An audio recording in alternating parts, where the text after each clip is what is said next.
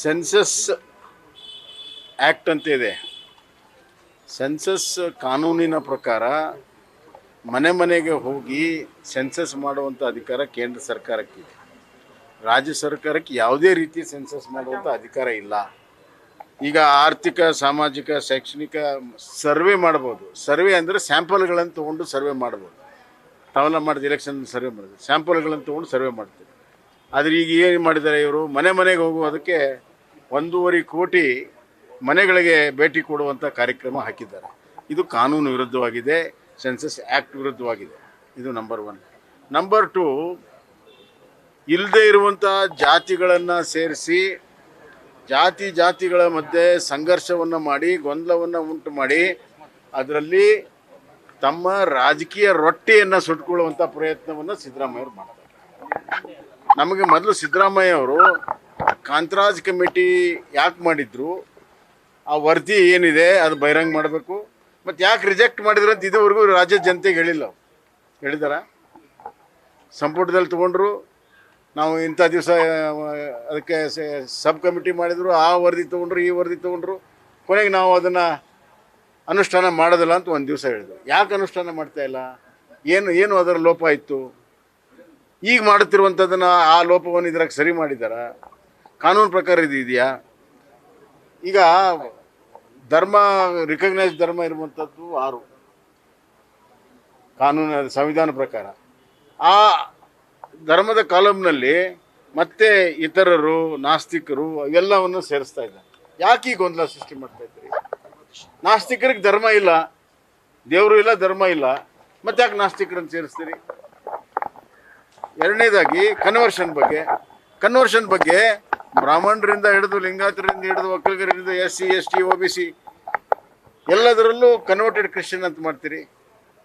ಯಾಕೆ ಈ ಗೊಂದಲ ಸೃಷ್ಟಿ ಮಾಡ್ತೀರಿ? ಯಾರು ಕನ್ವರ್ಟ್ ಆಗಿದ್ದಾರೆ, ಕನ್ವರ್ಷನ್ ಆದವ್ರು ಹೇಳ್ತಾರೆ.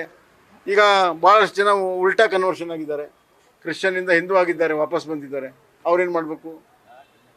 ಈ ಕಾಲಮನ್ನು ಸೃಷ್ಟಿ ಮಾಡಿದವರು ಯಾರು? ಯಾವ ಕಾನೂನು ಹೇಳ್ತದೆ ಈ ಕನ್ವರ್ಷನ್ಗೆ ಒಂದು ಕಾಲಮ್ ಮಾಡಬೇಕು ಅಂತ? ಯಾವ ಸಂವಿಧಾನದಲ್ಲಿ ಬರೆದಿದ್ದಾರೆ? ಸಂವಿಧಾನ ಬಗ್ಗೆ ಪದೇ ಸಂವಿಧಾನ ಬಗ್ಗೆ ನಾವು ಸಂವಿಧಾನ ಪ್ರಕಾರ ನಾವು ಆಡಳಿತ ಮಾಡ್ತೇವೆ. ಎಲ್ಲಿದೆ? ಸಂವಿಧಾನ ವಿರೋಧಿ ನಿರ್ಣಯಗಳನ್ನು ಮಾಡಿಕೊಂಡೇ ಬಂದಿದ್ದಾರೆ. ಇದು ಒಂದು ಭಾಗ. ಇದನ್ನು ನಾವು ಖಂಡಿಸ್ತೇವೆ. ಇದನ್ನು ಈಗಾಗಲೇ ಭಾಳಷ್ಟು ಜಗದ್ಗುರುಗಳು ಎಲ್ಲ ಹೇಳಿದ್ದಾರೆ, ಭಾಳಷ್ಟು ಲೋಪದೋಷಗಳಿದ್ದಾವೆ, ಈ ಲೋಪದೋಷಗಳನ್ನು ಸರಿಪಡಿಸಬೇಕು ಅನ್ನುವಂಥದ್ದು ಹೇಳಿದ್ದಾರೆ. ಮತ್ತು ವೀರಶೈವ ಲಿಂಗಾಯತರನ್ನು ಒಡೆಯುವಂಥ ಕೆಲಸ 2013-14ರಿಂದ ನಿರಂತರವಾಗಿ ಸಿದ್ದರಾಮಯ್ಯ ಮಾಡ್ಕೊಂಡು ಬಂದಿದ್ದಾರೆ. ವೀರಶೈವ ಲಿಂಗಾಯತ ಜನ ಜಾಗೃತರಾಗಿದ್ದಾರೆ. ಇವರ ರಾಜಕೀಯ ಹುನ್ನಾರಕ್ಕೆ ವೀರಶೈವ ಲಿಂಗಾಯತರು ಬಲಿಯಾಗೋದಿಲ್ಲ. 2018ರಲ್ಲಿ ತಕ್ಕ ಪಾಠವನ್ನು ಇದೇ ಸಿದ್ದರಾಮಯ್ಯವ್ರು ಕಳಿಸಿದರು. ನಮ್ಮ ಸಮಾಜವನ್ನು, ಧರ್ಮವನ್ನು ಒಡೆಯುವಂಥ ಕೆಲಸ ನಿಮ್ಮ ರಾಜಕೀಯ ಸಲುವಾಗಿ ಮಾಡಕೂಡದು ಅನ್ನುವಂಥ ಸ್ಪಷ್ಟವಾಗಿ ವಿರೋಧವನ್ನು ಮಾಡಿದ್ದಾರೆ. ಈಗ ಮತ್ತೆ ಅದಕ್ಕೆ ಕೈ ಹಾಕ್ತಾ ಇದ್ದಾರೆ.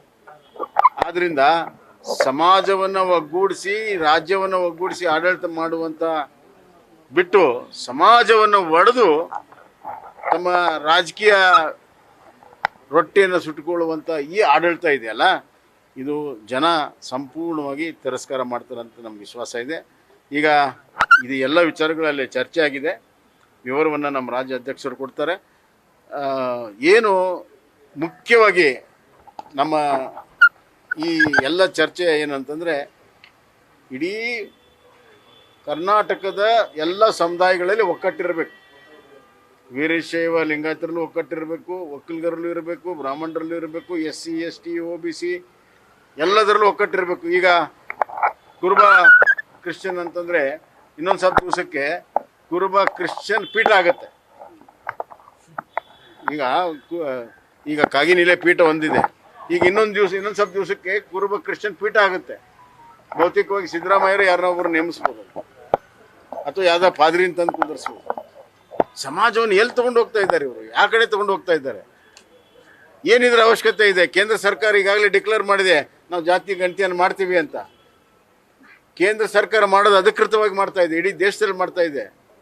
ಎರಡನೇದಾಗಿ ಇದು ಒಂದು ರೀತಿಯಲ್ಲಿ ಜನರ ಕಣ್ಣಿಗೆ ಮಣ್ಣು ಹಾಕುವಂಥದ್ದು. 1.5 ಕೋಟಿ ಮನೆಗಳನ್ನು 15 ದಿವಸದಲ್ಲಿ ಮುಡ್ತಾರಂತೆ.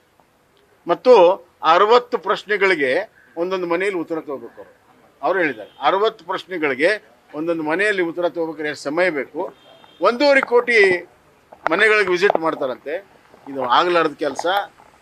ನನ್ನ ಪ್ರಕಾರ ಮತ್ತೆ ಕಾಂತರಾಜ್ ಕಮಿಟಿಯ ಕಟ್ ಆ್ಯಂಡ್ ಪೇಸ್ಟನ್ನು ಈ ಒಂದು ವರದಿಯಲ್ಲಿ ಅವ್ರು ಮಾಡ್ತಾರೆ. ಮತ್ತು ಎಲ್ಲಕ್ಕಿಂತ ಮುಖ್ಯವಾಗಿ ಕಾನೂನು ಪ್ರಕಾರ ಬ್ಯಾಕ್ವರ್ಡ್ ಕ್ಲಾಸ್ಗೆ ಕೊಟ್ಟಿದ್ದಾರೆ. ಬ್ಯಾಕ್ವರ್ಡ್ ಕ್ಲಾಸ್ಗಳಿಗೆ ಮ್ಯಾಂಡೇಟ್ ಇಲ್ಲ. ಬ್ಯಾಕ್ವರ್ಡ್ ಕ್ಲಾಸು ಬರೀ ಬ್ಯಾಕ್ವರ್ಡ್ ಕ್ಲಾಸ್ಗಳನ್ನು ಅಲ್ಲಿ ಎನ್ಯೂಮರೇಷನ್ ಮಾಡುವಂಥ ಅಧಿಕಾರ ಇದೆ. ಇಡೀ ರಾಜ್ಯದ ಎಲ್ಲ ಜನಾಂಗದ ಎನ್ಯೂಮರೇಷನ್ ಮಾಡುವಂಥದ್ದು ಅಥವಾ ಜನಗಣತಿ ಮಾಡುವಂಥ ಅಧಿಕಾರ ಬ್ಯಾಕ್ವರ್ಡ್ ಕ್ಲಾಸ್ಗಿಲ್ಲ. ಯಾವ ಅಧಿಕಾರ ಬ್ಯಾಕ್ವರ್ಡ್ ಕ್ಲಾಸ್ಗಿಲ್ಲವೋ SC ST ಬಗ್ಗೆ ಮತ್ತು ಬೇರೆ ಬೇರೆ ಸಮುದಾಯಗಳ ಬಗ್ಗೆ ಇವರು ಜನಗಣತಿ ಮಾಡುವಂಥದ್ದು ಬ್ಯಾಕ್ವರ್ಡ್ ಕ್ಲಾಸ್ನಲ್ಲಿ ಯಾರಿದ್ದಾರೆ ಅವ್ರದ್ದು ಅಷ್ಟೇ ಮಾಡುವಂಥ ಅಧಿಕಾರ ಇದೆ. ಹೀಗಾಗಿ ಎಲ್ಲ ಅಧಿಕಾರವನ್ನು ದುರುಪಯೋಗ ಮಾಡಿಕೊಂಡು ಅಡ್ಡದಾರಿಗೆ ಹಿಡಿದು ಕೇವಲ ರಾಜಕೀಯ ಉದ್ದೇಶಕ್ಕಾಗಿ ಮಾಡ್ತಿರುವಂಥದ್ದು ನಾನು ಹೇಳ್ತಾ ಇದ್ದೀನಿ. ಸಮಾಜವಾದದ ಹಿನ್ನೆಲೆ ಬಂದಂಥ ಸಿದ್ದರಾಮಯ್ಯ ಅವರು ಈಗಲೂ ಸಮಯ ಇದೆ, ತಿದ್ದುಪಡಿ ಮಾಡ್ಕೊಳ್ಳಿ. ಇಲ್ಲದಿದ್ದರೆ ಇದು ನಿಮ್ಮ ರಾಜಕೀಯ ಅಧಿಪತನದ ಸಂಕೇತ.